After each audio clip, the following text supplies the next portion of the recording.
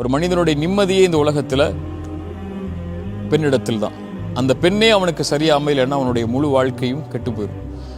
ஒரு தவறான உறவுக்குள்ள ஒரு ஆணோ, ஒரு தவறான உறவுக்குள்ள ஒரு பெண்ணோ, ஒரு மீனான பெண்ணோ அல்லது மீனான ஆணோ ஒரு தவறான உறவுக்குள்ளே வந்துட்டாங்கன்னு சொன்னால் அவங்களுடைய முழு ஈமானும் அவங்களுடைய முழு வாழ்க்கையுமே இழிவா அல்லது முழு வாழ்க்கையுமே கவலையாக கஷ்டமாகக்கூடிய சூழலை தான் நம்ம பார்க்குறோம். அதில் உறவுகளை தேர்ந்தெடுக்கும் போதோ தேர்ந்தெடுப்பதற்கு முன்னதாகவோ நிதானமாக சோஷியல் மீடியாக்கள்லாம் தேடாமல் கண்ணியமான முறையில் குடும்பத்தார் இடத்துல பேசி, நம்ம குடும்பத்தார்கள் அவங்க குடும்பத்தார் இடத்துல பேசி, இப்படி கண்ணியமான முறையில் முறையான முறையில் அல்லாஹ்வுடைய மார்க்கம் சொல்லக்கூடிய வழிகாட்டலோட ஹராம் கலக்காமல் எந்த ஒரு ஹராமான நிலையில் ஆரம்பிக்கக்கூடிய உறவும் ஹலாலில் போய் முடியாது. அல்லது பெரிய ஒரு அப்படி அது போயிட்டு இருந்துச்சுன்னா அதில் பரக்கத்து இருக்காது.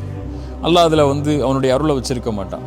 அப்படி ஹராமை செஞ்சீங்கன்னா அதிலிருந்து விலகி ஹலாலுக்குரிய காரியங்களை தேடி போய் திருமணத்தை ஹலாலான முறையில் நடத்துறதுக்குரிய சூழலை நீங்கள் ஏற்படுத்தி கொண்டீங்கன்னா அல்லாஹ் அதில் மிகப்பெரிய அல்லாஹ் பரக்கத் செய்வான்.